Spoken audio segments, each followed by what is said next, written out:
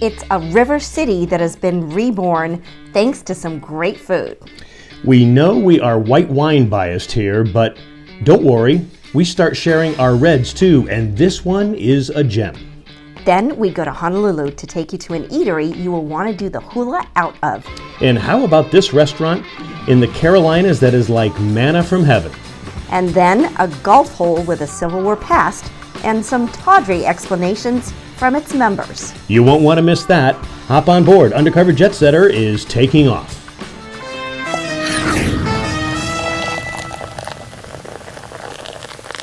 And cheers, everybody. Welcome. Cheers. And as you know, we are always searching for hidden gems for you. And we found one in Connecticut.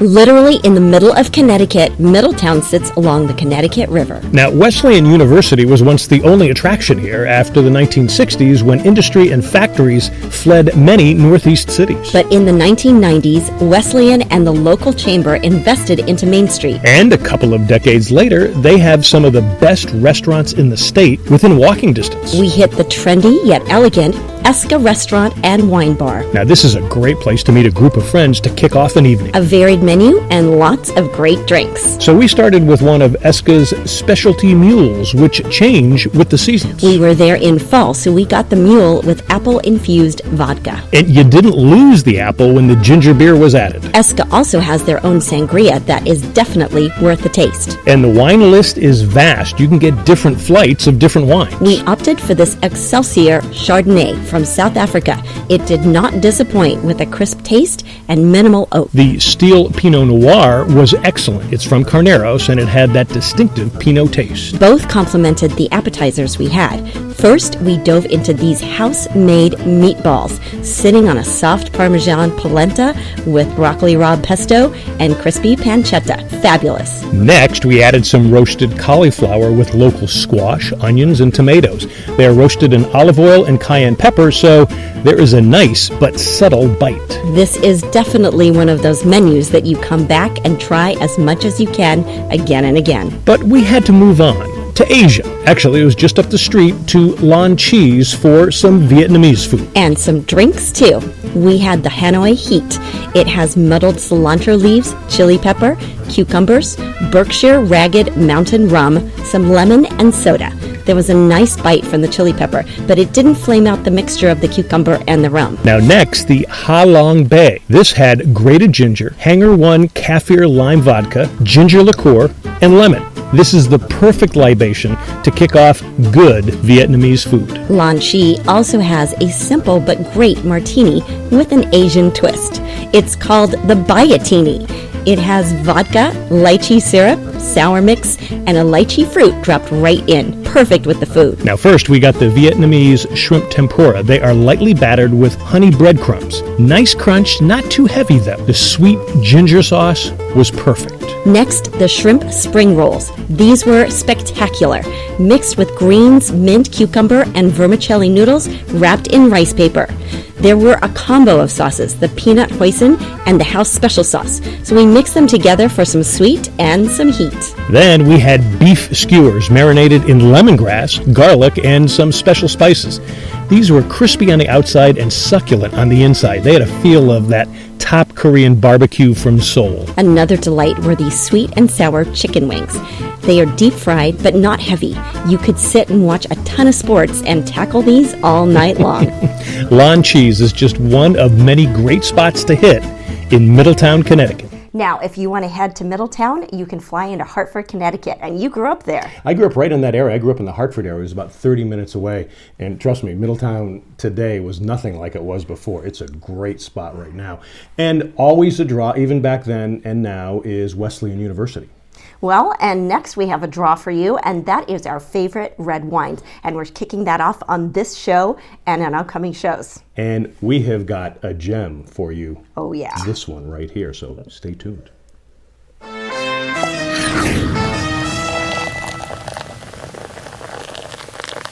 So you may have realized from watching this show that we are big Chardonnay fans. But don't worry, if you love reds, we have you covered and captured with this one. And on this one, we are going to show you this must-have that will take you prisoner. All right, well, we have a wine for you now that, well, it'll captivate you. It'll be like Stockholm Syndrome because it is called The Prisoner. And I have to admit, as a white wine drinker, when I think of the greatest red of all time, I think of this. I have this, and I'm just absolutely captivated. Hate to be using the the jail terms and all that, but this is just one of the. It's one of the greatest red wines. It's one of the greatest wines ever made, I think, in my estimation. Oh yeah, no, well, I completely agree, and you know, it's right down your palate lane because it's Zinfandel base, and then you know, It's a blend. It's a blend. Yep. Okay, so we have to say that Orrin Swift started this line, and Orrin is his father's middle name. Swift is his mother's maiden name, and then it was taken over by winemaker Chrissy Whitman, who is amazing and has the same philosophy. Now, when you taste this, if you've never had this before, and especially if you're a Zin fan, you are going to fall in love because it's Zin to the next level of Zin, and you love it. It's not inexpensive. I mean, you're probably going to pay around $45, even Probably if you get it at the more. grocery store. I would say 50 to 60 $90, $100 on a good deal day when you go to a restaurant. But there's been a lot of times where someone has said, okay, I want a really good red. I go, well, okay, if you're willing to pay for this, let's go for it. Absolutely. And everybody has been blown away by this. And even people who are not red drinkers. Yeah. Absolutely. Well, and it love covers this. such a good range of people's palates because you've got the Zin, which is pretty much a popular flavor profile for most people. I mean, it's if you like red wine, it's jammy, it's fruit forward, it's got a lot of those black fruits and blackberries and pomegranate and things like that. But then it's got the kind of like the chocolatiness, the smoothness in the back, and it's just so beautiful because the way they've blended it here, it's not just the Zin. It's mostly Zin. That was their canvas that they really created everything based upon. But they've got other things blended in here now, which is really what is giving you the great Zin flavor that you're getting from it. A great steak with this is heaven. So you'll have this Absolutely. before, you'll have it during the steak, and you'll have it afterwards. And honestly, I think if you have a really nicely well-seasoned lamb with rosemary, I think this complements it too, because I think the fruit just brings out the sweetness of the lamb. Now, I just had it with this white cheddar, British cheddar, English cheddar. Might be the greatest cheese of all time. English cheddar and caramelized onions. And I mean, this cheese basically melts in your mouth anyway, so when you pair it with a wine that melts in your mouth, it's kind of like a match made in heaven. So there's nothing more to say. It's like, get this cheese, get this wine. It's really good. It's delicious. Now, I tried it with the goat, and the goat was actually pretty good. Really? Wow. Well, see, that's interesting because you wouldn't think that the goat could hold up to such a heavy wine.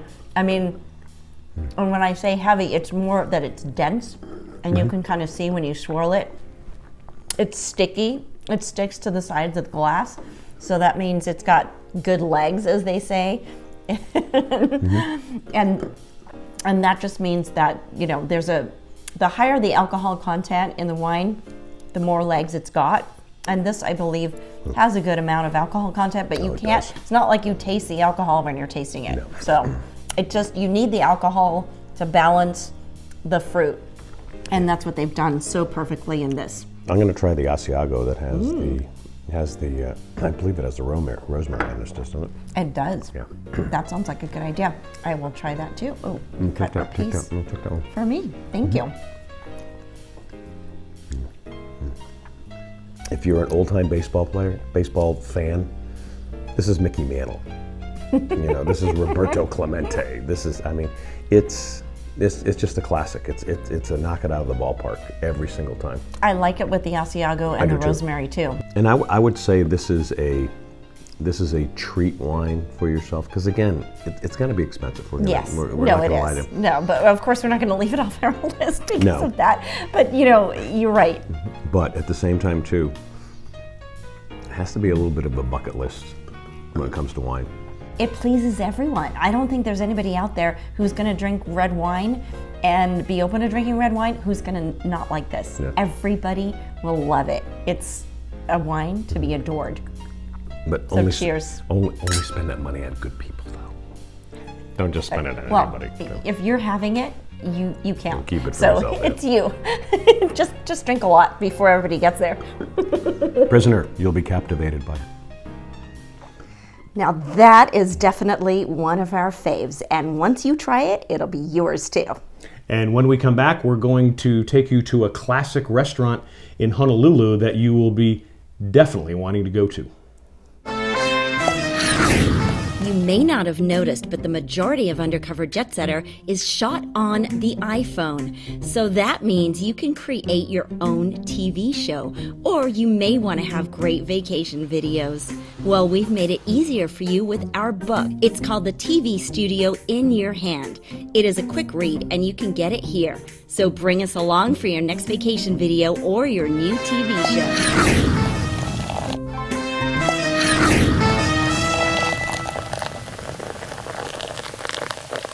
Are you heading to Waikiki? If so, then you need to go to this restaurant that's not only fun, but historic. Oh yeah, and it's all about great food, drinks, and sunsets, and a legendary surfer. If you want to check out some of the best views of Diamond Head, go to Hula Grill. Sit outside on the upstairs deck. By day, feast your eyes on the blue ocean and feel the trade winds on your face. And by night, relax and catch the gorgeous sunsets. Located inside the Outrigger Waikiki Beach Resort, Hula Grill has been serving up Hawaii regional cuisine since June 2004. Their inspiration is local fishermen, farmers, and ohana. Ohana is the local Hawaiian term for family. And the food is fabulous, featuring line-caught fish and natural meats. This fresh focaccia and a sesame chili dipping oil are a must to start. Talk about addictive. Then we dove into these crab and macadamia nut wontons. Wow. Little fried pieces of heaven stuffed with crab, fried and sprinkled with sea salt. The dipping sauce was a shoyu and mustard combo that added a nice kick. And speaking of heaven, this next app will have you singing with the angels. Honey mac nut shrimp. Oh yes, that's what we said. Now these are crispy battered shrimp and candied macadamia nuts. One bite and you are hooked for life, and the citrus marmalade glaze adds the perfect sweet and sour hit. Entrees include this juicy steak kiana with a dollop of truffle butter on the top. It comes with Yukon Gold mash and shiitake mushroom cream. And this chef's special of macadamia nut crusted mahi-mahi was lightly breaded, crisp on the outside and buttery and moist on the inside. And it came alongside this grilled nairagi with chili lime vinaigrette. This was tasty and perfectly cooked, served on top of hapa rice and topped with a crunchy Hawaiian salsa. Now, if you're in the mood for vegetarian and healthy, this farmer's market noodle bowl is just the thing. It's yummy and loaded with fresh and local farm-to-table ingredients like mushrooms, green beans, hearts of palm, and watercress. And of course, the handmade ramen noodles and beautiful coconut miso dashi broth are at the foundation. This was a meal all unto itself and very satisfying. To drink, we had one of our faves, a Chardonnay from the Talbot Winery in Monterey. It's buttery and not too heavy, making it a beautiful accompaniment to the delicious variety of seafood. And cocktails include a wide variety of tropical and local drinks like this fresh squeezed hula mai tai. It packs a punch with Hawaiian pineapple, guava, orange, and passion fruit juices, plus gold rum, orange curacao, and a dark rum float. Now, if you can't get a table, consider eating at the bar. It offers perfect views and is large enough to accommodate hungry diners. Hula Grill is perfect for a dreamy and romantic dinner for two, and it's also great to take a larger group as well. Now, the staff is extremely accommodating, friendly, and go out of their way to make your experience the perfect representation of Hawaiian-style aloha.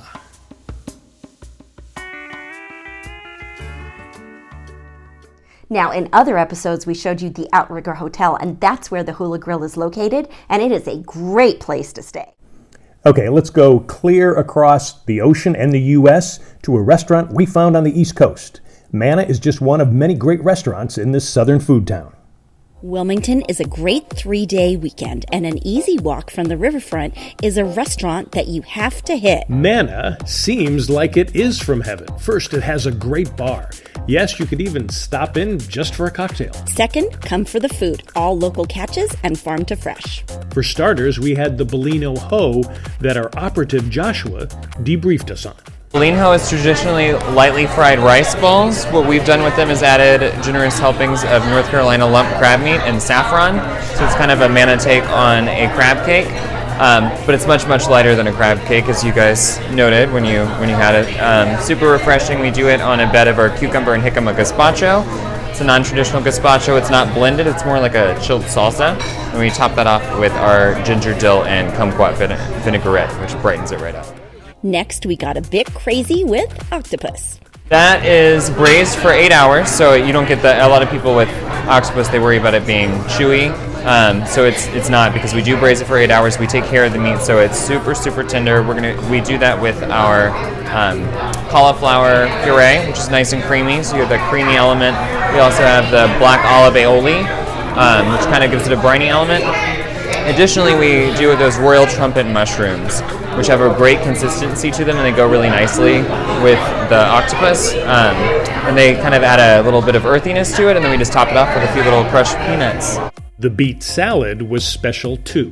We take the beets and we roast them with red wine, gives them a nice robust flavor. We end up doing those with a little bit of our fresh strawberries from the farmer's market, as well as our goat cheese mousse. Nice and creamy, lightly herbed. It's got a great flavor that complements the beets beautifully. And then we just do a little bit of a little douse of fresh olive oil in our arugula puree, which kind of gives it a kind of peppery creaminess. Of course, for entrees, you need to try some of the local catches. We had grouper that was cooked to perfection. But Manna loves to play with the names of their dishes. This is the Bobby Filet. Expertly cooked, super tender, as you noted. We did that with our potato confit. Confit, of course, means that it was cooked with pork fat, so it gives it a nice, robust, meaty flavor, a little bit of a saltiness as well. We accent that with our charred asparagus. That kind of gives it a nice smoky crunch. Then we have my favorite element of the dish, which is our pickled shiitake mushrooms. With those, we actually take them and smoke them, douse them with a little bit of Worcestershire before we pickle them. So you end up with this really cool flavor profile where you're getting kind of earthy and salty, but you're also getting a really bright sort of tang coming from the pickling process. And we just accent that with our a very simple sauce of potato. Your senses won't go hungry in Wilmington, and you'll also enjoy walking around the downtown, plus Uber is here too.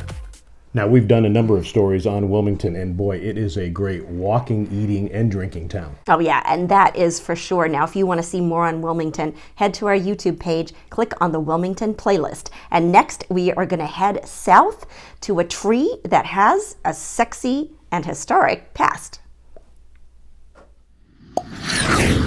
We have some great suggestions for your palate when it comes to libations on some upcoming Undercover Jetsetters. The first is the Undercover Jetsetter Bloody Mary. This is actually more of a salad than a drink.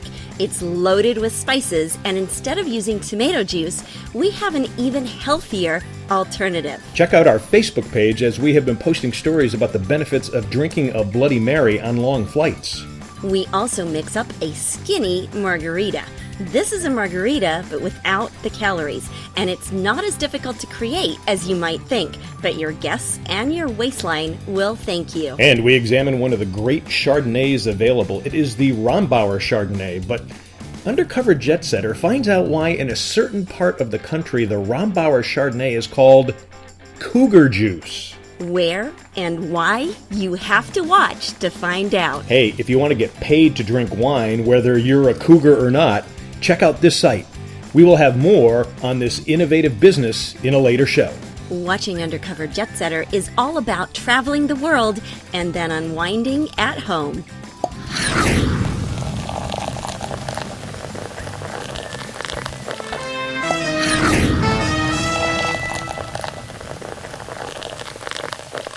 Well, as you know, I am a golfer and a southerner now, so I see golf courses in a totally different way. Yeah, it's kind of like Beverly on Will and Grace. Yeah. Or at least that's how you see the golfers now.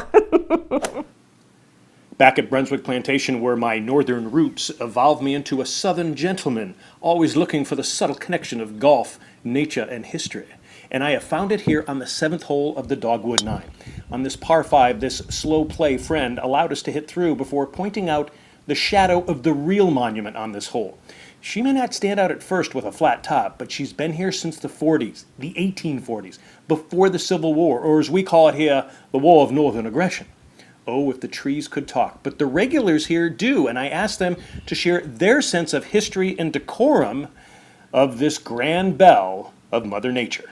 And what's its nickname? The boob tree. Why is it given that name? Oh, you go up there and take a look. I can't believe you told him that. Why not? I never even heard that. It is the boob tree because it has 2 humps right in Yes. the middle. Right. I had can't never believe heard you that. said that. Why not? You'll edit that one out. Everybody calls it that. Well, not really. The male members use a different name describing a different part of the female anatomy. Oh, my southern sensibilities sullied like I was stood Pickett's charge. Now, if you can gather yourself, make sure to hit a straight drive before this bunker and use judgment about going for it in 2 since the fairway narrows. Water runs up the right side and a huge bunker protects the green. Plus, the green falls away at the back. And if you can, try to keep your mind on golf. Now, that looks like a tricky hole, but that's hysterical. And you know what? I have to say, we know Leslie Jordan. We love him. We're big fans. He is a sweetheart. And Leslie, if you're watching, we want you on the show. And you can too. Send us your jet-setting adventures. Just tweet us at UC Foodie TV.